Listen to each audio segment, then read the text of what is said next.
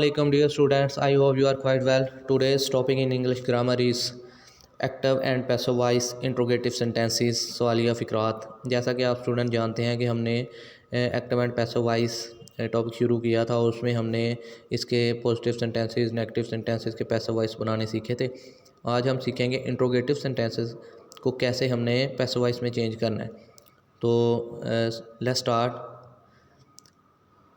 मैंने active voice एक sentence लिखा हुआ है सामने, do you celebrate your birthday, और हाईलाइट भी किया हुआ है जो चीज़ें आपने याद करनी है। रूल आप जानते हैं कि फ़र्स्ट रूल था कि ऑब्जेक्ट को सब्जेक्ट बनाना, सेकंड था कि हेल्पिंग वर्ब चेंजिंग, थर्ड था कि वर्ब की थर्ड फॉर्म लिखेंगे पैसिव वॉइस में, उसके बाद बाय और एंड पे सब्जेक्ट को ऑब्जेक्ट बना देंगे। ये हमारे रूल थे 5 जो हमने याद किए थे। अब उन्हीं रूल्स की मदद से हम इसको चेंज करेंगे पैसिव वॉइस में। तो सबसे पहला रूल हमारा क्या था कि ऑब्जेक्ट को सब्जेक्ट बनाना है। तो अब ये देखें, सबसे पहले तो डू लिखा हुआ है हेल्पिंग वर्ब फिर सब्जेक्ट, तो आप अपनी आसानी के लिए डू यानी हेल्पिंग वर्ब की जगह छोड़ देंगे और आगे ऑब्जेक्ट को सब्जेक्ट बनाएंगे।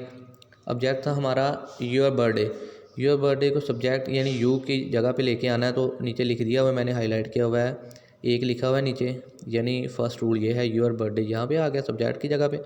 अब हमने किया चेंज हेल्पिंग वर्ब, तो हेल्पिंग वर्ब ऊपर था डू, तो आपको पता है जहाँ पे डू या डज आ जाए तो वहाँ पे इस्तेमाल होता है प्रेजेंट कंटिन्यूस टेंस के helping verb is am are. तो योर बर्थडे, बर्थडे के लिए यहाँ पे आएगा इज़, वो सेकंड मैंने लिखा हुआ है, उधर हाईलाइट भी किया हुआ है, तो बन गया इज़ योर बर्थडे। उसके बाद वर्ब की थर्ड फॉर्म, तो ऊपर मैंने हाईलाइट किया है कि वर्ब की फर्स्ट फॉर्म को चेंज करना वर्ब की थर्ड फॉर्म में, तो सेलिब्रेट की जगह पे आ गया सेलिब्रेटर। ये हमारे 3 रूल हो गए। और फोर्थ रूल था कि बाय लिखना है वर्ब के बाद, तो मैंने बाय लिख दिया। उसके बाद सब्जेक्ट को ऑब्जेक्ट बनाना है, तो यू को हम योर बर्थडे की जगह पे लिखेंगे, तो यू ही उधर लिखेंगे और क्वेश्चन मार्क आगे, और हमारा पैसिव वॉइस बन गया is your birthday celebrated by you. Second sentence active voice में है was she plucking flowers, was she plucking flowers, क्या वो फूल तोड़ रही थी। यहाँ भी उसी तरह। अब हमने सबसे पहले क्या करना है, ऑब्जेक्ट को सब्जेक्ट बनाना है, यानी फ्लावर्स को शी की जगह पे लिखना है, तो लिख दिया द फ्लावर्स। हमने हेल्पिंग वर्ब की पहले जगह छोड़ी थी, द फ्लावर्स लिख दिया फर्स्ट फॉर्म जो है ना फर्स्ट रूल।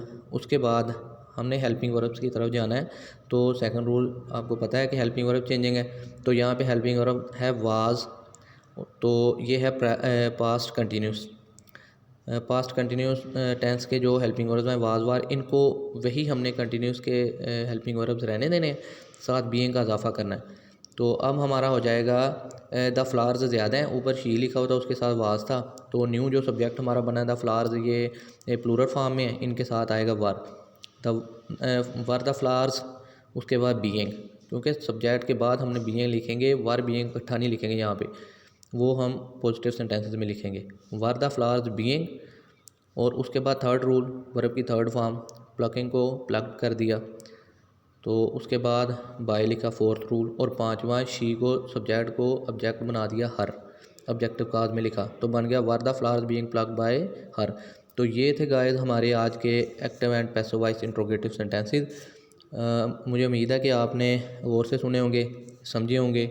अपनी कॉपीज़ पे इनकी प्रैक्टिस करनी है, क्योंकि ये पहले भी हम कर चुके हैं, और आप जानते हैं कि फ़ाइनल एग्ज़ाम्स में, बोर्ड के पेपर्स में भी आपको ये 5 नंबर के फ़िक्रात आने हैं एक्टिव वॉइस, जिनको आपने पैसिव वॉइस में चेंज करना है। तो इसे अच्छे तरीके से याद करें। थैंक्स, अल्लाह हाफ़िज़।